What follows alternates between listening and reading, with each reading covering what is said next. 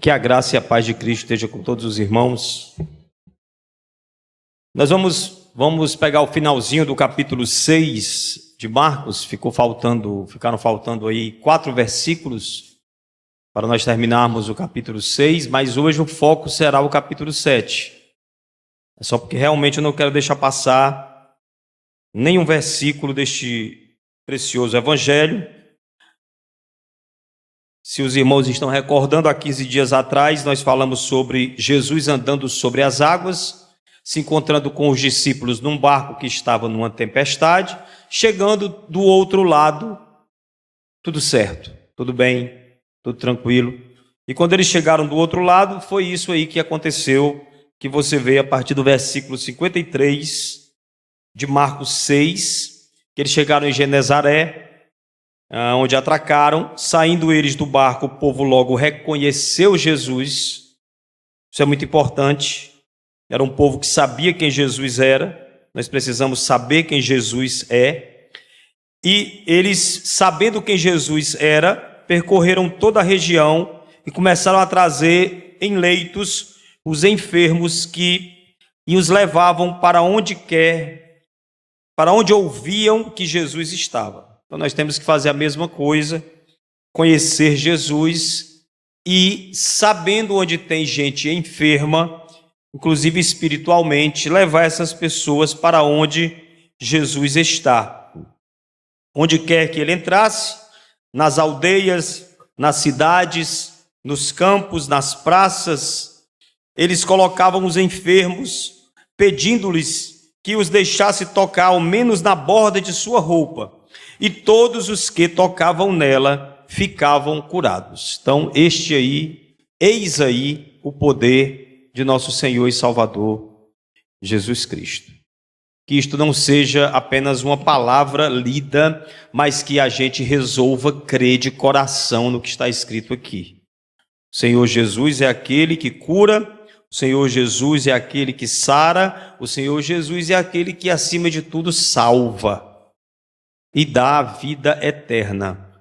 Conheça Jesus, reconheça os seus caminhos, leve pessoas a Ele, para que Ele possa tocá-las e, tocando-as, elas sejam libertas, elas sejam curadas, elas sejam salvas. Amém? Essa é a mensagem dos últimos versículos do capítulo 6 de Marcos. E aí nós adentramos no capítulo 7.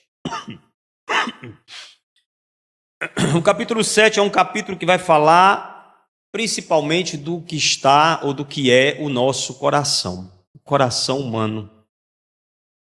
Alguém já disse, Deus não é açougueiro, Ele não quer só o coração. Eu até entendo, talvez essa pessoa que já disse isso, disse com alguma boa intenção, não é? Porque muita gente talvez use esse argumento do coração para dizer assim, eu estou aqui nessa vida de vícios, eu estou aqui nessa vida de pecado. Claro, ninguém fala isso. Pouca gente tem coragem para abrir a boca e dizer, eu estou vivendo uma vida de pecado. Mas se tivessem, diriam. E se dissessem, muitas vezes falariam assim, eu estou aqui nessa vida, saindo na sexta, voltando na segunda, deixando minha mulher em casa com os meus filhos, mas Deus sabe do meu coração. Deus sabe do meu coração. Aí, por causa de gente assim, alguém criou esse ditado, que Deus não é açougueiro, Ele não quer só o coração, Ele quer a vida toda. Então, eu até entendo. Mas, biblicamente falando, esse ditado não se sustenta, porque Deus quer mesmo somente o coração. Porque do coração procedem as saídas para a vida. O coração significa o todo. Não é o coração o órgão que bate. Quando a Bíblia fala em coração, ela fala o teu ser interior, a tua essência. O Senhor não se importa com a aparência, o Senhor se importa com a essência.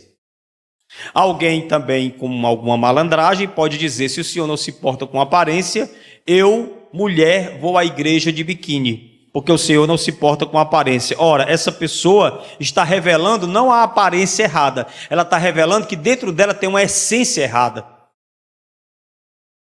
E do coração está procedendo uma essência errada que está levando ela a ter uma aparência errada. Sim, meus irmãos, porque existe uma aparência errada.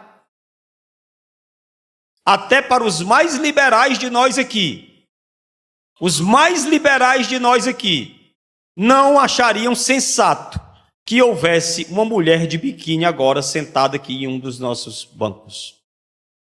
A não ser que esta mulher viesse lá da rua, viesse da perdição, viesse do pecado, viesse da dor, e ela chegasse assim, e ela entraria aqui, e ela seria recebida aqui, e ninguém barraria ela nessa porta, ela entraria e sentaria aqui, e ouviria a palavra, amém?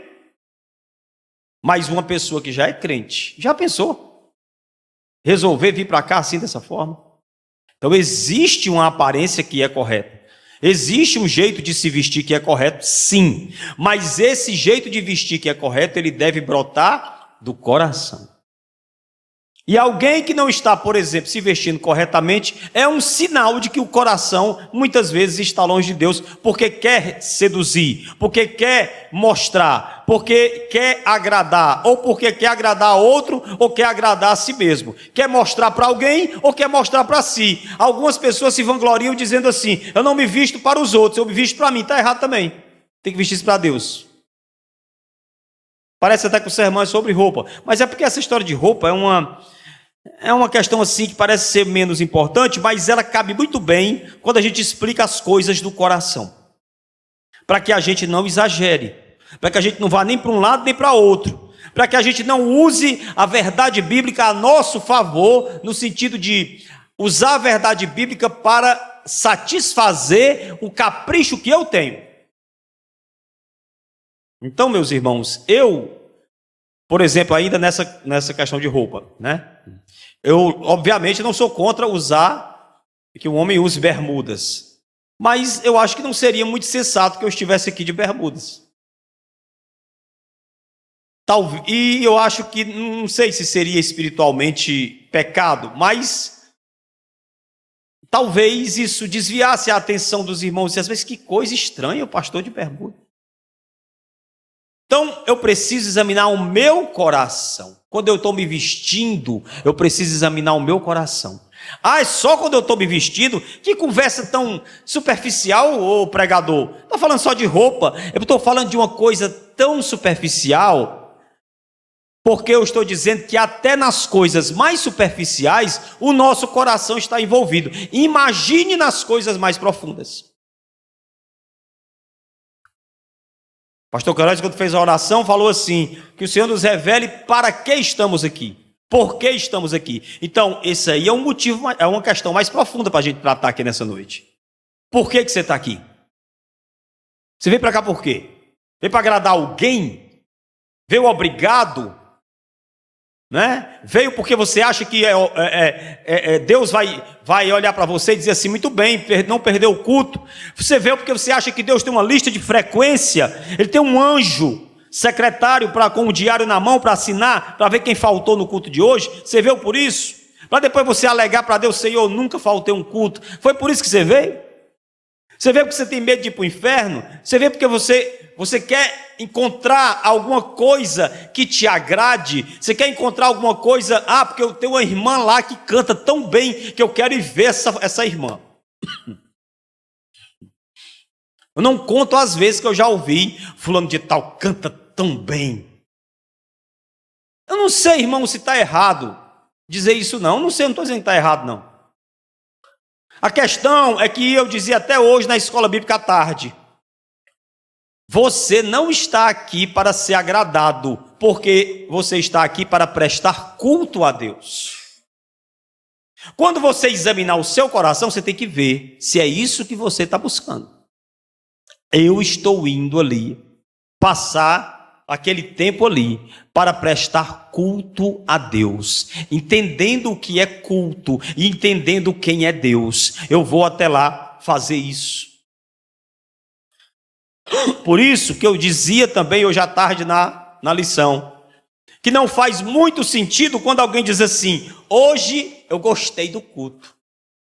Ou quando alguém diz, pior ainda, hoje eu não gostei do culto. Ora, cara pálida. Esse culto não é para você. Você não tem que gostar ou não gostar. Quem tem aqui que gostar ou não gostar é o nosso Senhor e Salvador Jesus Cristo, porque o culto é a Ele.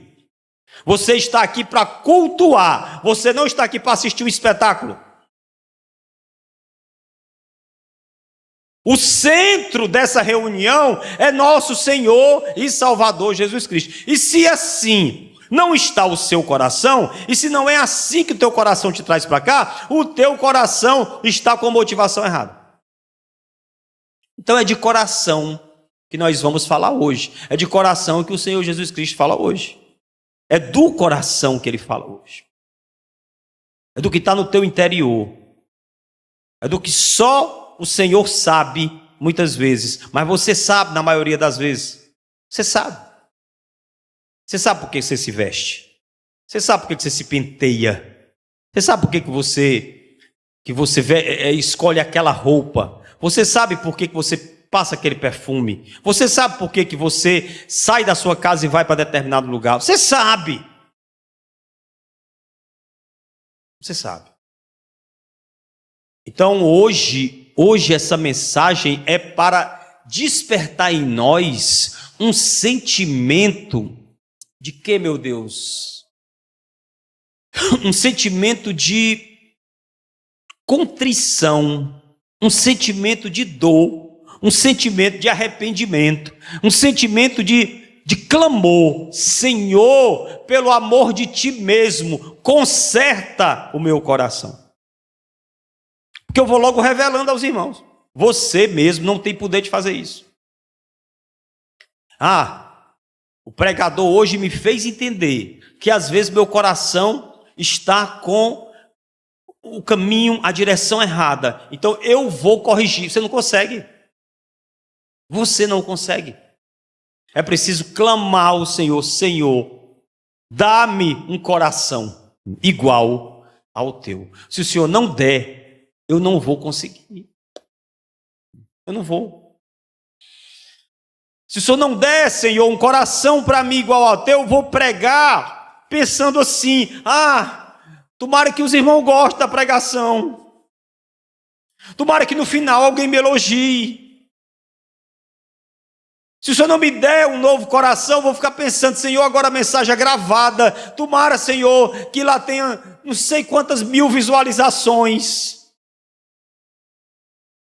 E tomara, Senhor, que eles coloquem os comentários bem agradáveis, para que eu fique feliz em ver os comentários. Se o Senhor não transformar meu coração, é assim que eu vou ser. Por que você bate fotos? Vou falar assim mesmo, igual na década de 80. Por que tu bate foto e bota na internet? Por que tu faz isso?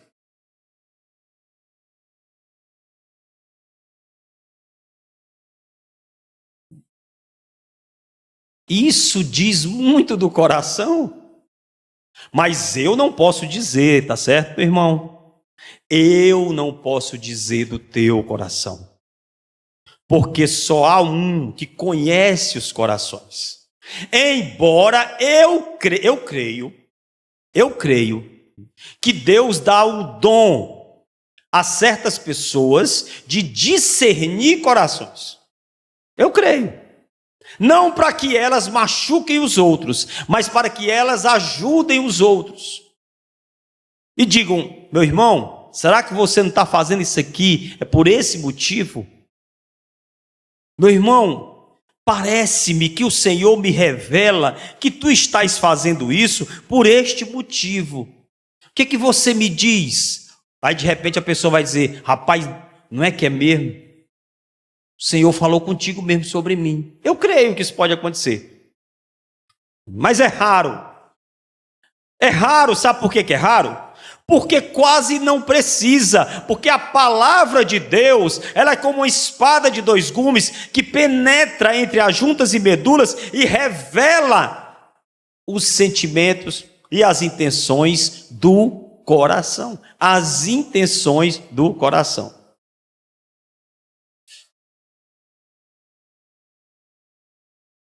Então, essas intenções do coração, elas são o nosso grande problema. A nossa grande luta é contra este nosso coração, velho. Como diz a canção, eu luto é contra a minha própria alma, a natureza humana que há em mim, que fica tentando voltar e que se manifesta e que mora dentro do meu coração. Quem governa o meu coração? Quem governa minhas intenções? Quem governa meus sentimentos? Senhor, tem misericórdia de nós. Tem misericórdia de nós, Senhor. Eu comecei essa mensagem hoje pelo fim. Já apliquei a mensagem, mas nós vamos para o texto. O texto diz assim, que os fariseus e alguns escribas vindos de Jerusalém reuniram-se em volta de Jesus, não para o ouvi-lo, não com o coração sedento, mas para tentar julgá-lo. E eles viram que alguns dos discípulos de Jesus, não eram todos, alguns, comiam pão com as mãos impuras, isto é, sem lavar, porque eles consideravam que uma pessoa que não lavasse as mãos antes de comer pães, estava impura. E não era impureza de germes, porque eles nem sabiam que existia o germe. Nem sabiam que existia o germe. Era impureza ritual, impureza cerimonial. Na cabeça deles, impureza espiritual. Porque os fariseus e todos os judeus, observando a tradição dos anciãos, não a palavra de Deus, veja. Só um momentinho.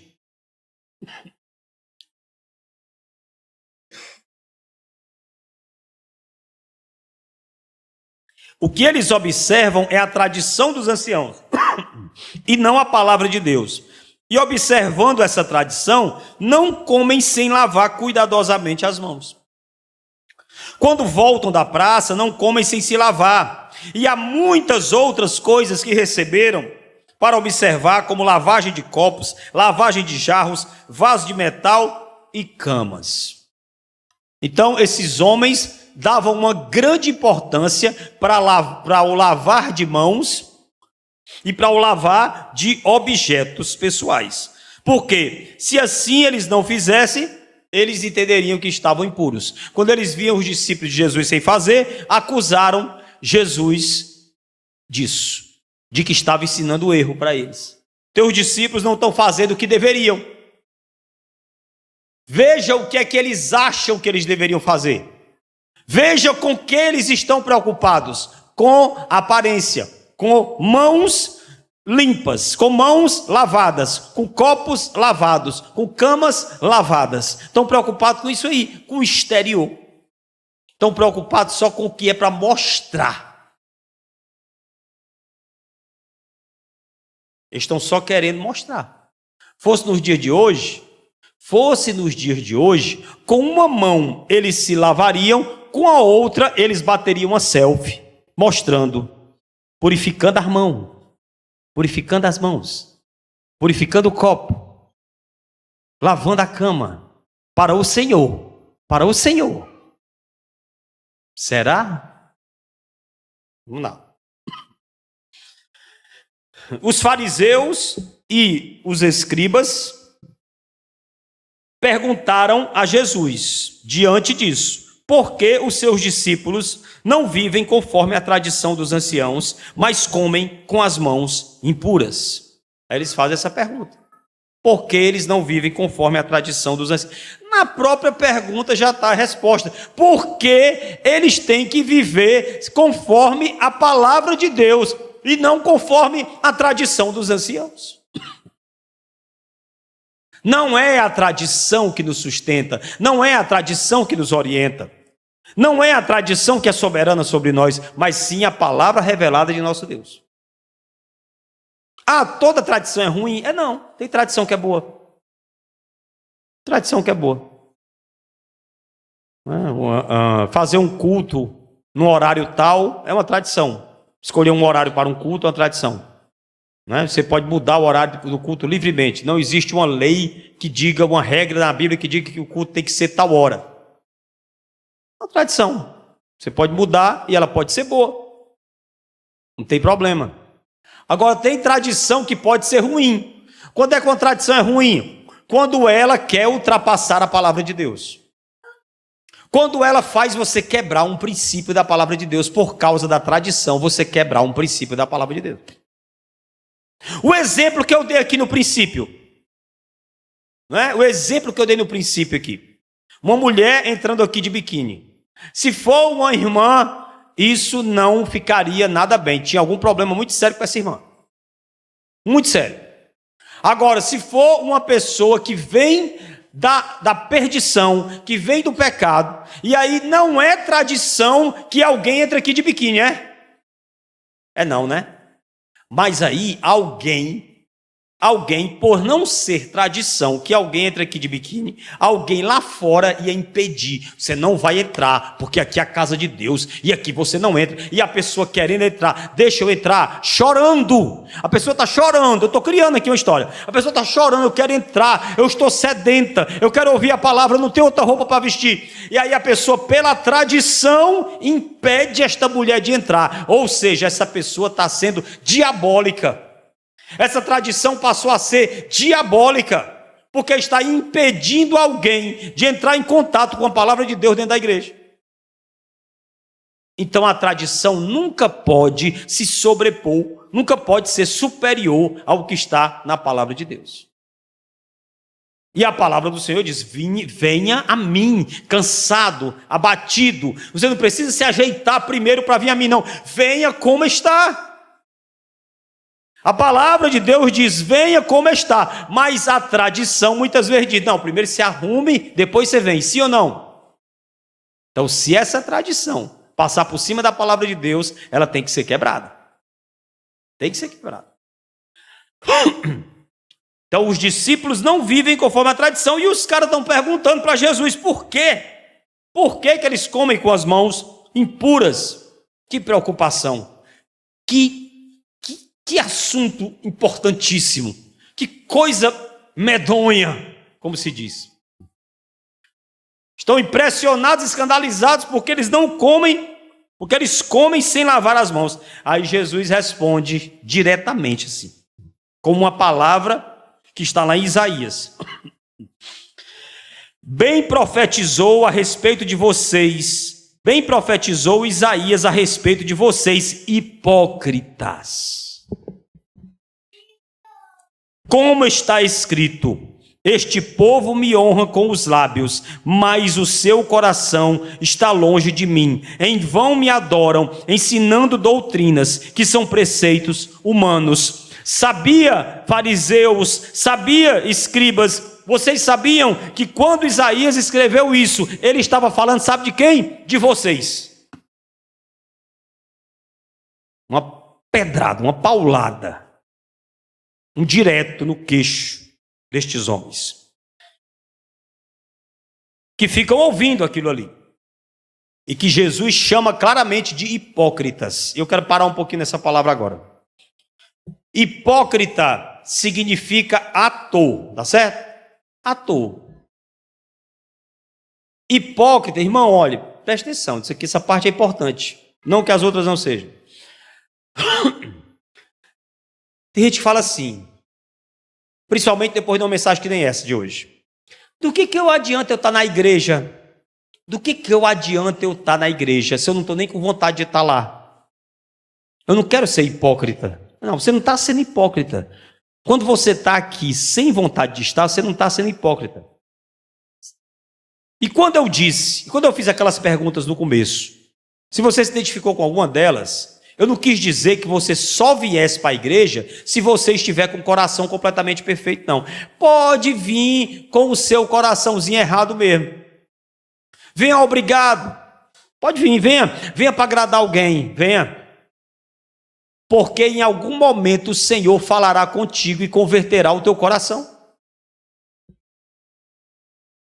Então, tem gente que para não vir à igreja diz assim: que adianta eu ir para a igreja se eu não estou nem com vontade?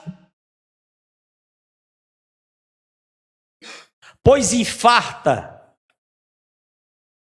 E aí diante de alguém querendo te levar para o hospital, diz assim: não, mas não estou com vontade não.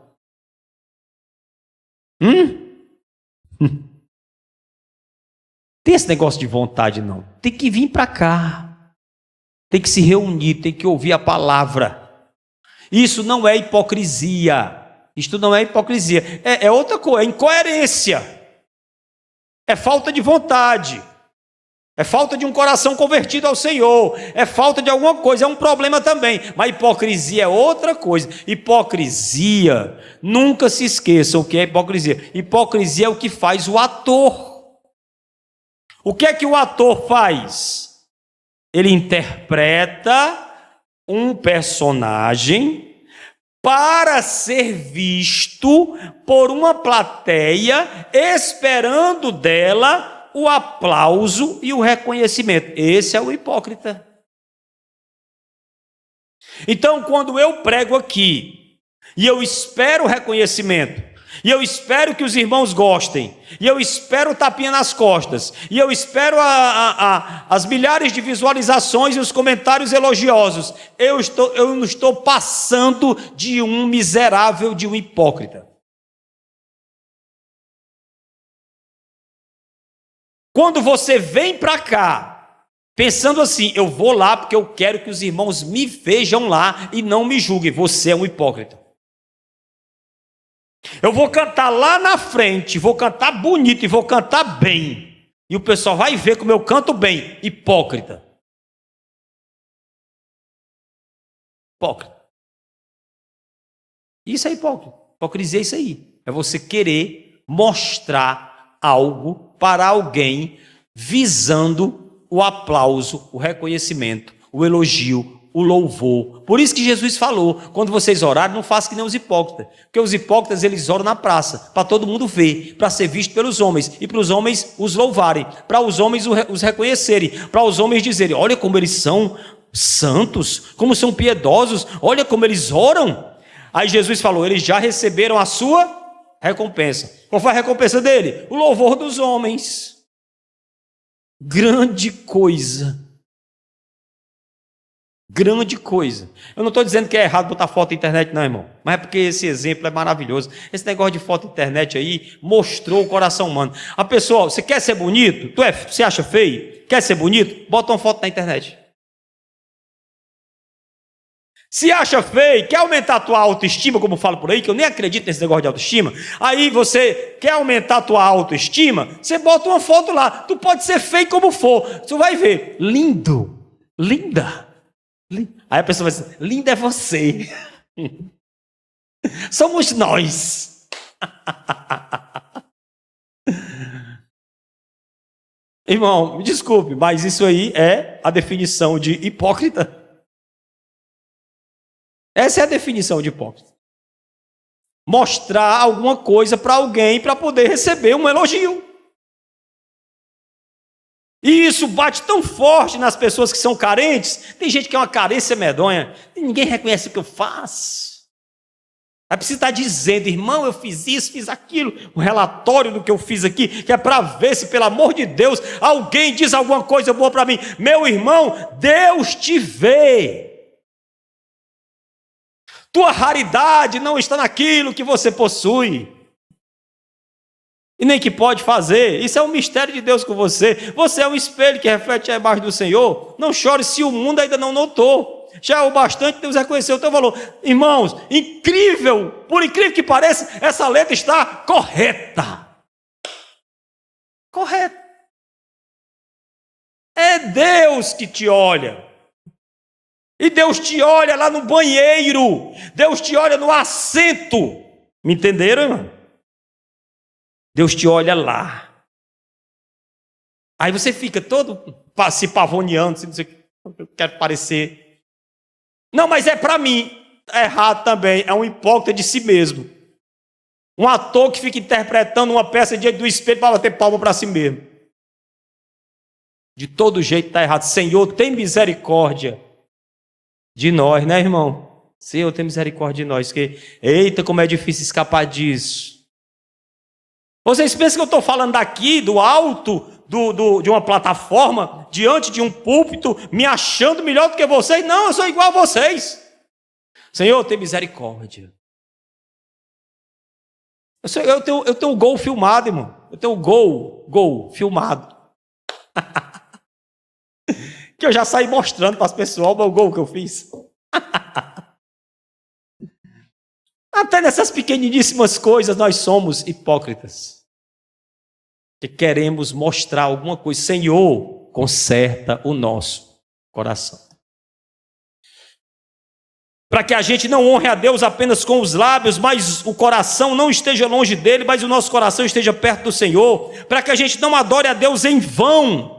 E a gente não ensine doutrina de homens e nem siga, mas ensine doutrina do Senhor, da sua palavra, e siga os preceitos do Deus vivo. E não rejeitemos o mandamento de Deus, porque eles rejeitavam o mandamento de Deus guardando tradição humana. Olha aí o que ele diz aqui. No versículo 9 Vocês sempre encontram uma maneira de rejeitar os mandamentos de Deus para guardarem a própria tradição. Em algumas Bíblias fala, vocês são jeitosos. Eu me lembrei do jeitinho brasileiro, pois tinha o jeitinho farisaico. Vocês encontram uma maneira de rejeitar o mandamento de Deus para guardarem a própria tradição. Olha aí. Pois Moisés disse, honre seu pai e sua mãe, e quem maldisser seu pai e sua mãe, seja punido de morte. Irmãos, algumas pessoas não sabem, mas honrar pai e mãe, na Bíblia, naquele tempo, para aquele tempo, principalmente, o principal sentido é sustentar financeiramente. É honrar pai e mãe. Não havia previdência, não havia INSS, não havia aposentadoria, não havia benefício social, não havia nada disso. Então, quando um homem ou uma mulher ficava velho, ficava velha, ele dependia completamente da força de trabalho dos seus filhos. E esses filhos honravam os seus pais. Honravam em que sentido? Eu vou honrar aqueles que cuidaram de mim quando eu era criança, cuidaram de mim na minha adolescência, cuidaram, sustentaram, me deram de comer, me ensinaram, me governaram, me administraram, me encaminharam, e agora eu vou honrá-los, não vou deixar nada faltar para eles. Esse é o ensino bíblico do honrar pai e mãe. E este ensino, eu creio que ainda vale para hoje.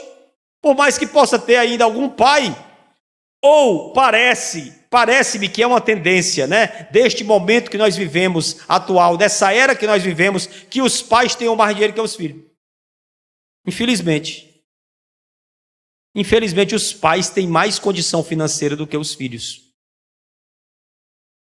E, segundo pesquisas e estudos, vai ficar pior. Ou seja, a tendência é eu ter menos dinheiro do que meu pai teve. E a tendência é o meu filho ter menos dinheiro do que o que eu consegui ter. Aí vai ficar difícil de honrar, né? Mas mesmo assim, eu acho tão bonito, irmão, esse princípio. Eu acho ele tão bonito, sabe? Esse princípio do sustentar.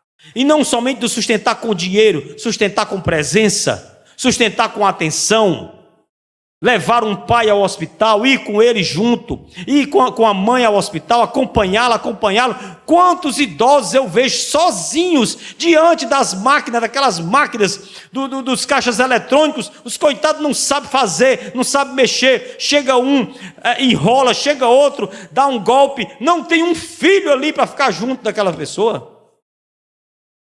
E fica às vezes os filhos jogando um para o outro, vai tu que está mais perto, não é porque tu é porque tu é aquilo, não, eu tenho que fazer, jogando como se fosse uma batata quente, o pai de mão em mão, pelo amor de Deus.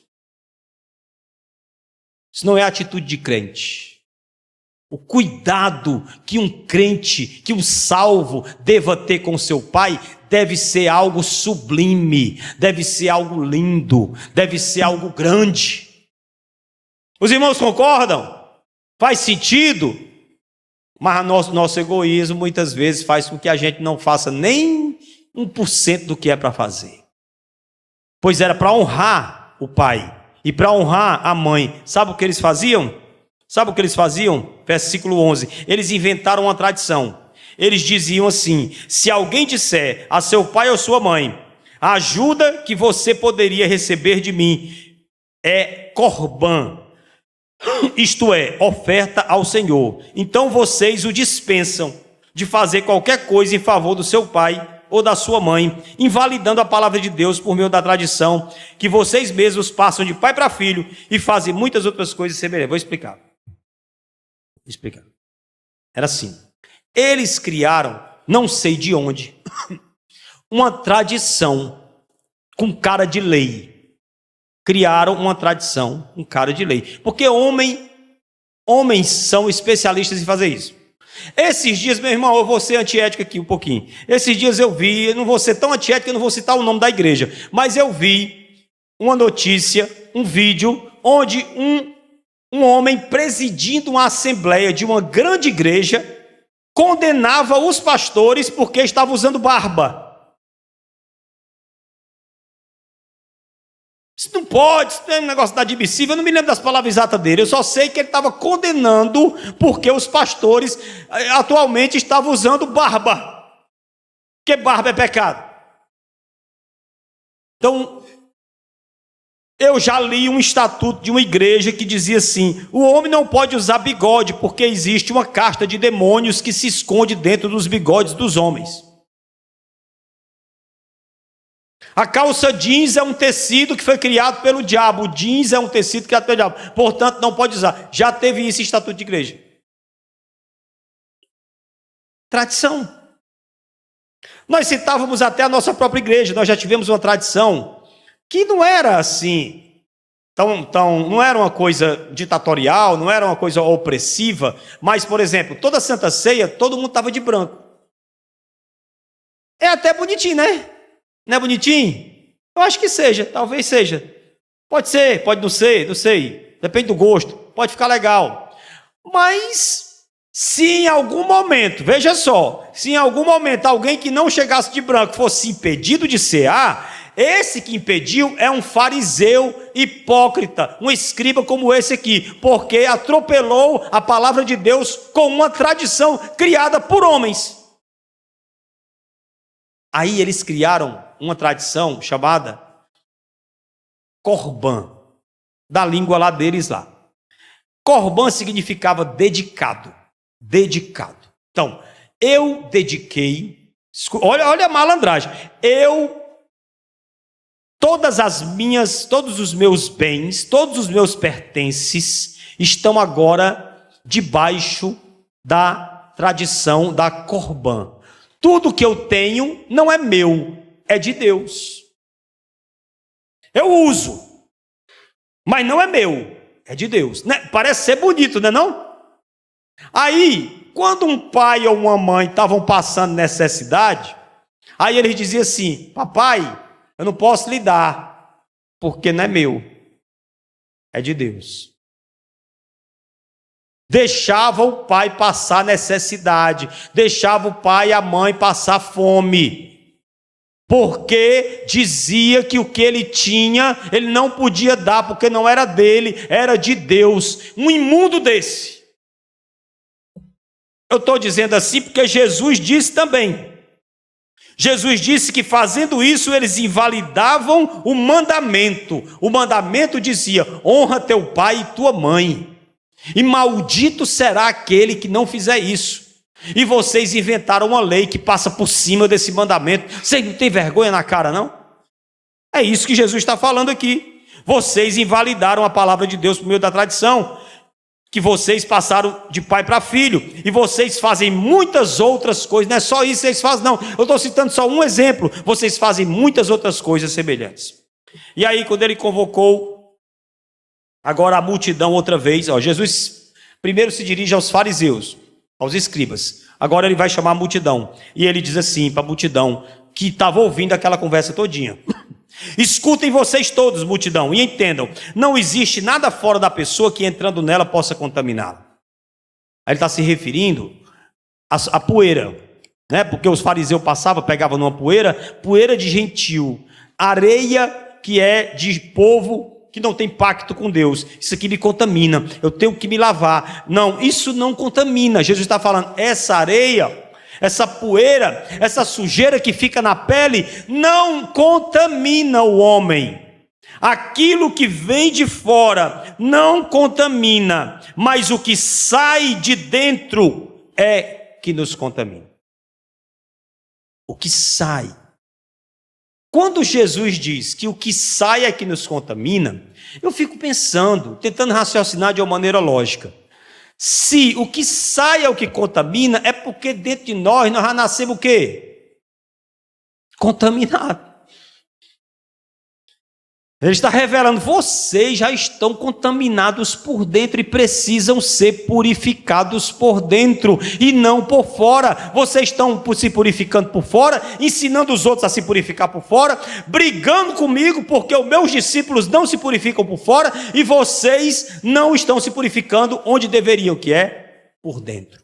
Hipócrita, lava primeiro o interior do copo e o exterior ficará limpo, porque o interior já está sujo, o interior está contaminado. Se alguém tem ouvidos para ouvir, ouça. Se alguém quiser entender, que entenda. Aí ele entrou em casa, deixou a multidão e agora vai falar com os discípulos, né? Com os discípulos. Vinde a mim assim, assim. Obrigado. Eu não vou dizer que ele é fariseu, está querendo que eu purifique minha mão, né? Mas ainda não teve tempo de ser contaminado com essa doutrina, que não seja. Então, ele entrou em casa e agora ele vai falar com os discípulos. Olha, primeiro ele fala com os fariseus, aí depois ele fala com a multidão e agora vai falar com os discípulos, porque os discípulos chegam até ele e perguntam a ele, porque os discípulos ainda estão sem entender quem é esse homem, sem entender essa palavra. É muito pouco tempo com ele. Os discípulos só passaram 3 anos com Jesus. É muita coisa nova para aprender. Eles estavam toda hora levando pancada na cabeça. E lavagens, purificações do coração. E aí Jesus fala para eles o seguinte: então vocês também não entendem?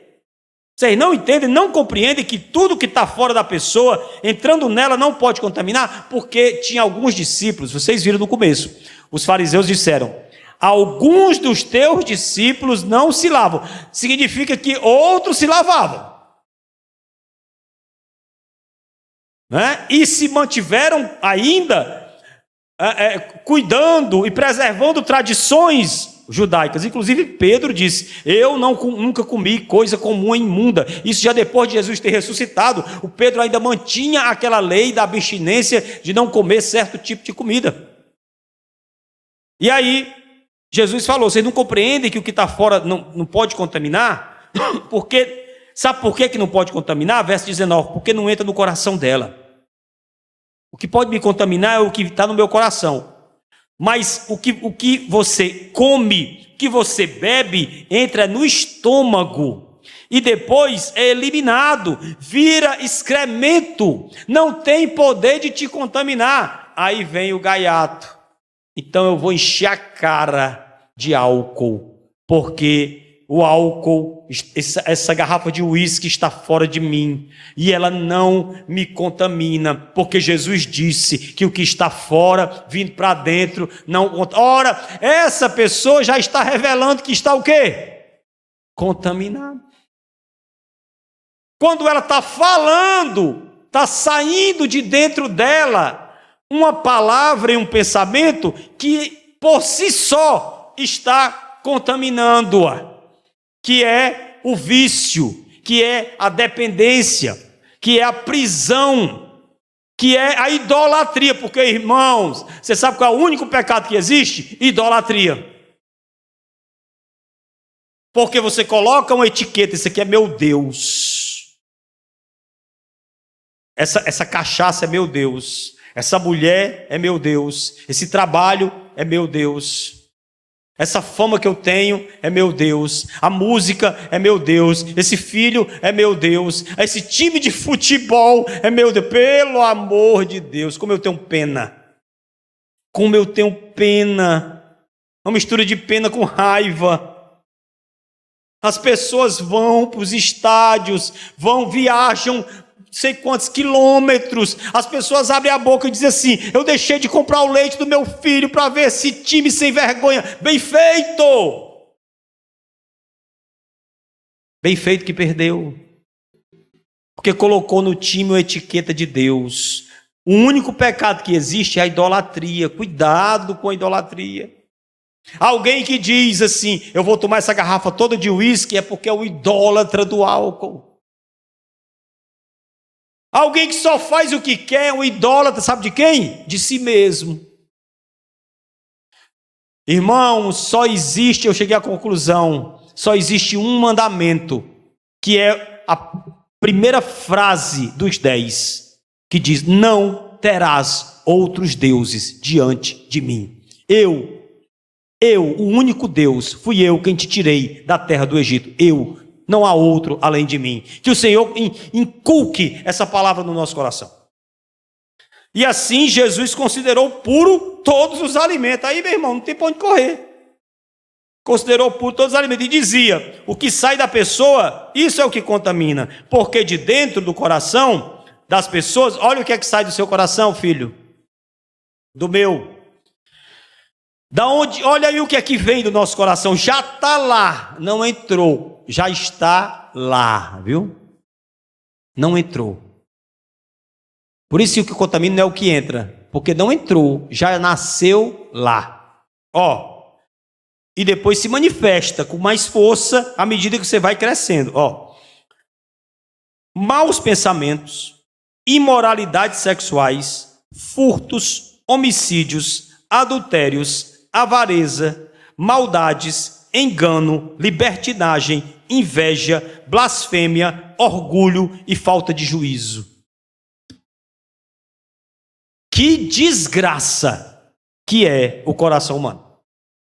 É por isso que nós precisamos de um Salvador. Salva-nos, Senhor, de nós mesmos.